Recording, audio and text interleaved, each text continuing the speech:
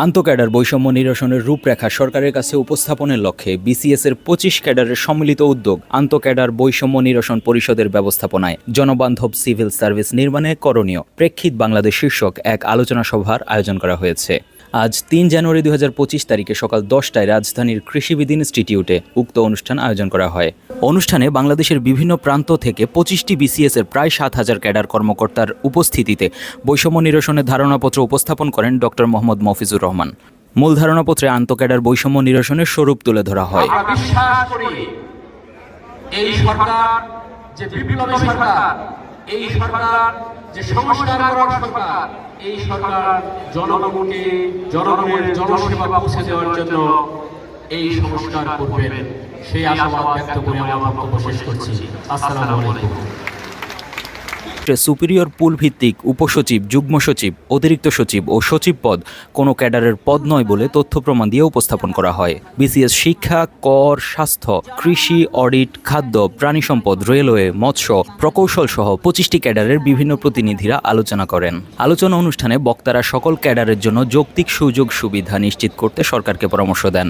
আলোচনায় জনকল্যাণমূলক রাষ্ট্র গঠনের অন্তরায় হিসেবে ৩টি সমস্যা চিহ্নিতকরণ করা হয়। প্রথমত, মন্ত্রণালয়ে অনভিজ্ঞ ও অপেশাদার কর্মকর্তা পদায়ন। দ্বিতীয়ত, আইনের ব্যত্যয় ঘটিয়ে উপসচিব ও তদূর্ধ্ব পদে কোটা পদ্ধতি প্রয়োগ। তৃতীয় সমস্যা হিসেবে চিহ্নিত করা হয় আন্তঃক্যাডার বৈষম্যকে। এসব সমস্যা সমাধানের প্রস্তাব দেওয়া হয় আলোচনা অনুষ্ঠানে। প্রস্তাবে আলোচকরা উপসচিব পদে কোটা পদ্ধতি বাতিল করে মেধাভিত্তিক সুপিরিয়র পুল গঠনের জন্য সুপারিশ করেন। এছাড়া কমিশনের পূর্বের বক্তব্য পর্যালোচনা করতে গিয়ে বলা হয়, বিসিএস স্বাস্থ্য ও বিসিএস শিক্ষা ক্যাডারকে ক্যাডার সার্ভিস হতে বাহিরে রেখে জনগণকে কাঙ্ক্ষিত সেবা নিশ্চিত করা সম্ভব হবে না। কাউকে বাহিরে রেখে নয়, বরং বিদ্যমান ক্যাডার সংখ্যা অক্ষুণ্ণ রেখে আন্তঃক্যাডার বৈষম্য নিরসনের পরামর্শ দেওয়া হয় আলোচনা অনুষ্ঠানে। ২৫ ক্যাডারের চাওয়া পাওয়া নিয়ে আন্দোলনের নেতা শওকত হোসেন মোল্লা বলেন, ব্যবস্থা প্রবর্তনে করণীয় শীর্ষক আজকে আন্তঃক্যাডার বৈষম্য নিরসন পরিষদের এই সাধারণ সভার স্থল থেকে আমি শওকত হোসেন বলছি, সাবেক মহাসচিব বিসিএস সাধারণ শিক্ষা সমিতি,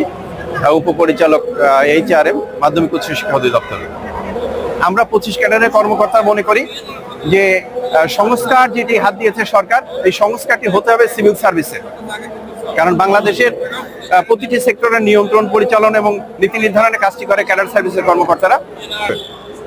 যে কারণে আন্তঃক্যাডার বৈষম্য নিরসন পরিষদের পক্ষ থেকে বলা হয়েছে যে ক্যাডার যার মন্ত্রণালয়ে তাকে ছেড়ে দিতে হবে এবং উপসচিব থেকে সচিব পর্যন্ত যে ডিএস পুল আছে, এই ডিএস পুলে আমরা চেয়েছি সকল ক্যাডারের সহকর্মীদের ওপেন পরীক্ষার মাধ্যমে মেধাভিত্তিক এখানে নিয়োগের ক্ষেত্রে এইখানটিতে সবচেয়ে বেশি অন্য ক্যাডারগুলোতে বঞ্চিত করে রাখা হয়েছে দীর্ঘদিন, এবং এটি সম্পূর্ণ বিধি বহির্ভূত ১৯৭৯ সালের যে সিনিয়র সার্ভিস পুল আছে সেটার পরিপন্থী।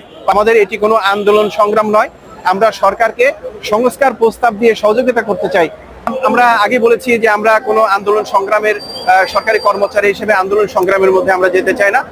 আলোচনা সভাটি আমরা করেছি বিভিন্ন ক্যাডারের কর্মকর্তাদের যে আলোচনা করে সেখান থেকে যে কাঙ্ক্ষিত তাদের যে প্রস্তাব, সেই প্রস্তাবটি কম্পাইল করে আমরা উপদেষ্টা পরিষদে বা সংস্কার কমিশনের কাছে উপস্থাপন করবো ইনশাআল্লাহ। জেনেক্সে শিফট করো, লাইফকে লিফট করো। আশা করছি যে আমাদের এই সাথে যে প্রস্তাবগুলো জনপ্রশাসন সংস্কার কমিশন থেকে এসেছে বিশেষ করে শিক্ষা এবং স্বাস্থ্যকে ক্যাডার বৈধকরণের জন্য, আমরা মনে করি এই জায়গাটি আরো বেশি ক্ষতিগ্রস্ত হবে, রাষ্ট্র দেশ ক্ষতিগ্রস্ত হবে। পরবর্তী প্রজন্ম সিভিল সার্ভিসের যে স্বপ্ন নিয়ে আসছে তাদের এই জায়গাটি সংকুচিত হয়ে যাবে। যেন কোনো ক্রমেই শিক্ষা এবং স্বাস্থ্যকে ক্যাডার বহির্ভূত করা রাখার কোনো সুযোগ নেই, যৌক্তিক কোনো কারণ নেই। আমরা চাই এই সমস্ত প্রস্তাব থেকে সংস্কার কমিশন পিছিয়ে আসবে।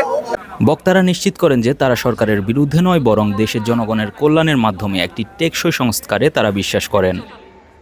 জেড আল আসাদ, ২১ টেলিভিশন।